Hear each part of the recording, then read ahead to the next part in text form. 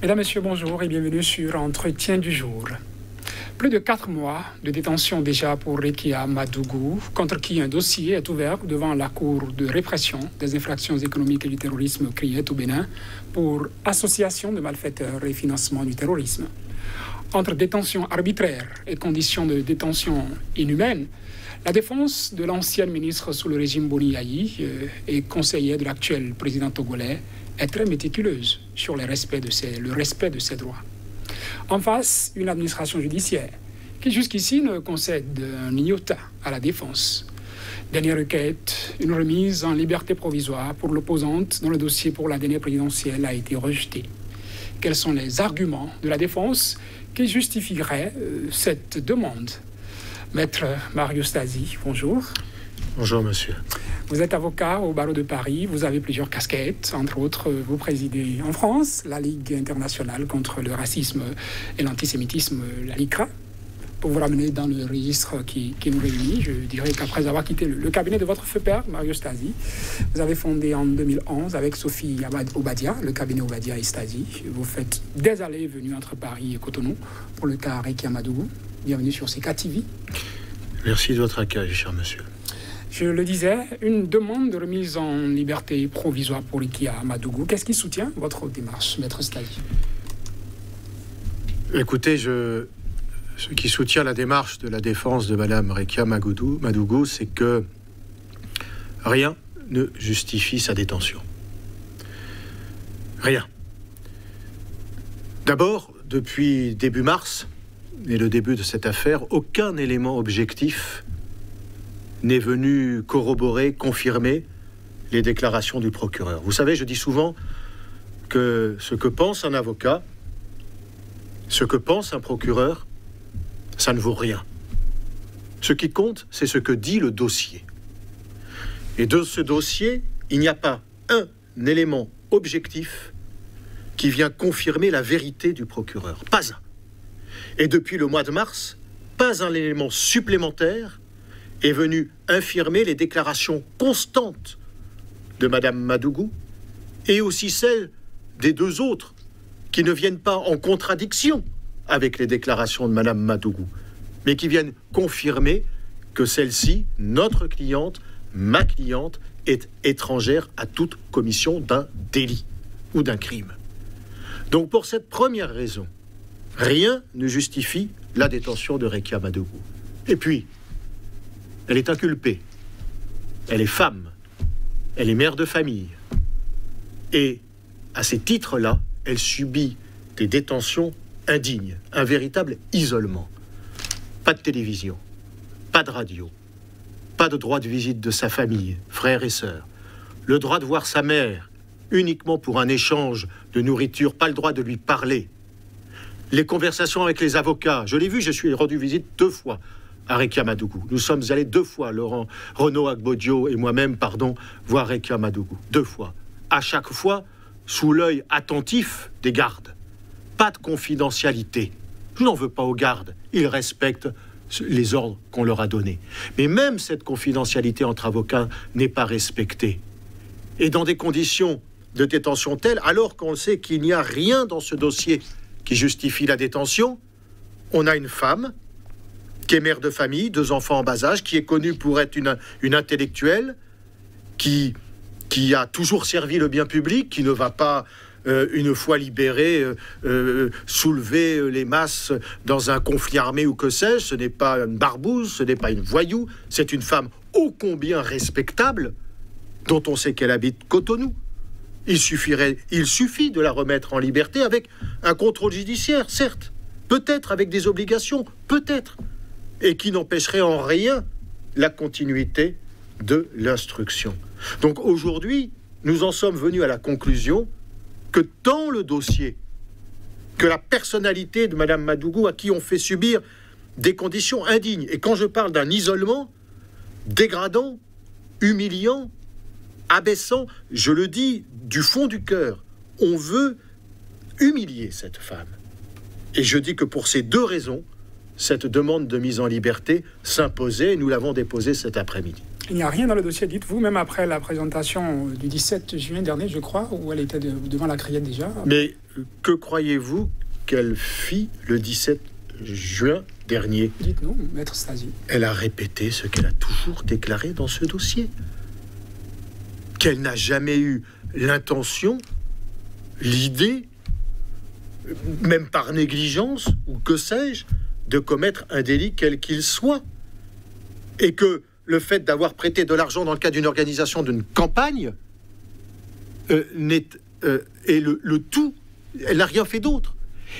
Et moi, ce qui m'importe, c'est pas ce qu'elle dit, même si ce qu'elle dit, évidemment, à partir du moment où c'est constant, qu'il n'y a pas de contradiction, que c'est d'une clarté absolue, c'est particulièrement important.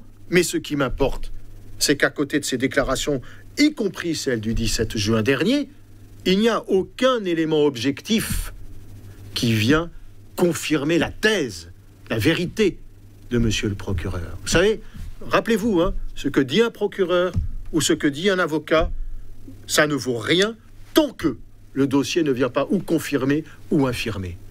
Donc, le dossier, il est tel quel. L'instruction va durer. On ne sait pas quand sera le prochain rendez-vous judiciaire, s'il y aura ou non une confrontation, même pas une confrontation d'ailleurs, puisque nous ne sommes pas en désaccord. Une présentation avec les autres protagonistes qui ne viennent que confirmer ce qu'a dit Madame Madougou. Je ne sais pas quand ça va avoir lieu. Et à côté de cela, il y a des conditions de détention qui sont... Mais vous comme moi, ne supporterez pas 4 jours. D'abord, même 1 heure. Parce qu'il faut quand même rappeler que la détention, c'est l'exception. Et que la règle, c'est la liberté. Vous savez, quand je suis venu ici, j'ai souhaité rencontrer les autorités judiciaires et les autorités politiques. J'ai fait quelques visites, j'ai fait quelques rencontres, quelques réunions de travail intéressantes. Et j'ai demandé officiellement une visite au ministre de la Justice. Parce que d'abord, un avocat français qui vient défendre une femme de cette importance, je trouvais qu'il était, et de cette qualité, il était, j'allais dire, presque courtois d'aller me présenter auprès du ministre de la Justice pour lui dire que quand monsieur le président Talon, en avril dernier, a appelé de son vœu que le Bénin continue à être une grande démocratie, je voulais lui dire au ministre de la Justice que j'étais d'accord avec ces principes, que la démocratie c'est l'état de droit, que la démocratie c'est la présomption d'innocence, que la démocratie c'est le respect, quelle que soit votre qualité, d'une dignité de la personne humaine, que la démocratie c'est la confidentialité d'une conversation entre un avocat et son client, et que la démocratie, c'est de mettre en œuvre, à exécution, ces beaux principes. Et je veux simplement dire que dans ce dossier, je me bats comme si je me battais en France, à partir du moment où je considère que les règles de droit ne sont pas respectées, que la détention ne se justifie pas, que l'instruction peut aller son cours avec un inculpé qui bénéficie du droit élémentaire qui est celui d'une liberté. Il était de notre devoir de le faire savoir et de déposer une demande. Eh bien non. Vous n'avez pas pu. Je n'ai pas eu de réponse à ma requête. J'allais vous demander, malgré toutes les garanties de représentativité présentées lors de l'arrestation de Rekia Madougou, on a jugé la mettre sous mandat de dépôt. Pensez-vous que maintenant, cette administration, cet État, à travers la justice, a de quoi revenir sur sa... Mais les choses évoluent aussi parce que si les déclarations de Madame Madougou et celles d'ailleurs des autres inculpés, ou si le dossier en lui-même n'a pas évolué, le contexte a évolué. Rappelez-vous, elle a été placée en détention sous un prétexte de pression, de risque de pression dans le cadre d'un processus électoral. Vous vous souvenez ? Oui. La présidentielle est passée, le président est investi. Et le risque ? On peut prétester d'un coup d'État. Et le risque de pression dans un contexte électoral, il a disparu. Ah, on peut prétexter de tout. On peut aussi dire que je suis un homme de main, pas un homme de loi. On peut prétexter de tout. Non, mais ce qui compte, c'est le dossier, c'est les éléments, ce sont les faits. Ce ne sont pas les allégations, les supputations, les accusations. Vous avez raison de dire et de me ramener à la situation d'avant l'élection. Nous sommes après l'élection. Et même si par extraordinaire, certains ont pu penser qu'il y avait un risque de pression sur le processus électoral si on avait laissé Madame Madougou user de son droit qui est celui d'être libre pour pouvoir se défendre, ce risque-là a totalement disparu. Totalement disparu. Donc vous voyez, elle est pertinente, cette demande. Elle est très pertinente et fondée. Un dossier vide 4 mois après la détention de Mme Madougou. Vous l'avez dit tout à l'heure, vous n'avez pas de date, vous ne savez pas comment ça va se passer. Quand on se retrouve dans cet avenir qui n'a pas de précision face à l'horizon, qu'est-ce qu'on fait? Et qu'on n'a pas la visite de son frère et de sa sœur, et qu'on n'a pas... qu'est-ce qu'on fait? Parce que là, on va rechercher une force intérieure qui vous permet de tenir le temps que vous pouvez tenir. On sait qu'on a beaucoup d'amis, beaucoup de soutien, beaucoup de messages affectueux et d'incompréhension, des gens qui se manifestent. On le sait parce que on le fait savoir à Madame Madougou qu'elle n'est pas seule, que personne ne l'oublie. Vous savez, quand je vous ai dit que j'ai fait 2-3 visites, je ne vais pas tout dévoiler, mais j'ai fait 2-3 visites, et notamment politiques. Et je peux vous assurer que le cas de Madame Madougou est suivi attentivement, pas simplement dans le cadre de la francophonie, mais quand on a eu les distinctions qui sont les siennes, quand on s'est battu, microfinance, le droit des femmes, la jeunesse, dans la sous-région et ailleurs, lorsqu'on a été invité par ce qu'on a réalisé, par ce qu'on a mis en exécution, tous ces projets, lorsqu'on est invité un peu partout dans le monde, vous imaginez bien que la situation de Madame Madougou, elle interroge et elle inquiète. Donc qu'est-ce qu'on fait? On recherche une force intérieure et on tient. Et on se bat. Et on se bat jusqu'à faire reconnaître d'abord le droit à la liberté, ensuite sa parfaite innocence. Il dit qu'après le 17 juin dernier, il n'y a pas une autre date de présentation de Mme Madougou devant le procureur de la Criette. Nous n'en savons rien. Rien du tout. Nous n'en savons rien. Pendant ce temps, vous avez dit les demandes faites, entre autres par Maître Antoine Veil à son dernier passage, avoir un poste radio, un poste télé pour... Balayé ou pas de réponse. Ou... Écoutez, la situation est la même. Donc aujourd'hui, il ne s'agit même pas d'aménagement d'une peine ou d'une prison, pardon, de situation carcérale. Aujourd'hui, elle a été entendue le 17 juin. Nous avons pu constater qu'aucun élément nouveau venait corroborer les allégations, les accusations du procureur. Pour cette raison, et parce que Mme Madougou offre toutes les garanties de représentation, nous déposons simplement une demande de remise en liberté. Est-ce que devant la justice, dans le droit, s'il y a un délai au bout duquel on ne peut plus garder quelqu'un en détention préventive, si le dossier n'a pas évolué?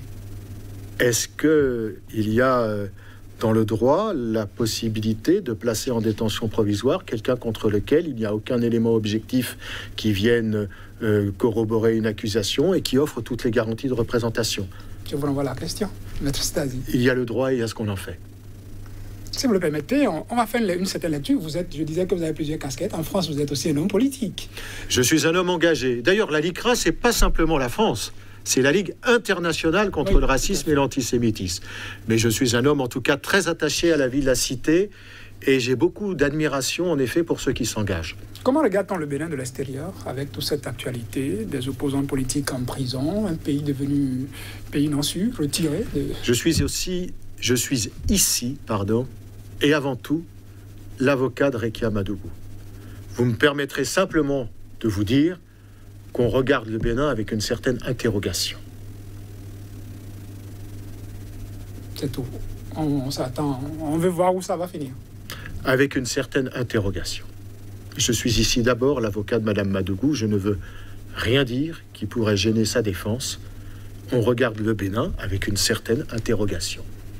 En tant qu'avocat, est-ce qu'on saisit d'autres juridictions à l'international pour connaître... Il n'est pas exclu que d'autres juridictions soient saisies, mais ce que je peux vous dire, c'est que à l'international, on est quand même très soucieux des conditions d'exercice de l'état de droit, d'où la certaine interrogation. Et en ce qui me concerne, une vraie inquiétude. Maître Mario Stasi, nous sommes presque à la fin de cet entretien. Auriez-vous quelque chose à placer? Un mot à placer pour finir? Ah, pour finir? Oui. Vous croyez qu'on finit ces combats-là? Non, pas le combat, mais cet entretien. J'espère de tout cœur que la prochaine fois que je viendrai vous rendre visite, j'aurai à mes côtés, à ma gauche, quelqu'un qui est engagé et remarquable et dont la place n'est vraiment pas à la prison de Misérité. Maître Mario Stasi, vous êtes avocat au barreau de Paris. Merci d'avoir répondu à nos questions dans ce dossier Rekia Madougou, dans lequel l'actualité, c'est cette requête, cette remise en liberté provisoire. Merci. Je vous en prie. Mesdames, Messieurs, c'est tout pour cet entretien du jour. Merci de l'avoir suivi. N'oubliez pas que vous pouvez retrouver l'intégralité de cet entretien sur notre site YouTube, Sika Télévision, parce qu'à la télé en direct, on ne vous sait que 13 minutes, mais là-bas, vous pouvez suivre de bout en bout les éléments que nous réalisons pour vous. Merci encore de nous avoir suivis. Le programme se poursuit sur Sika TV.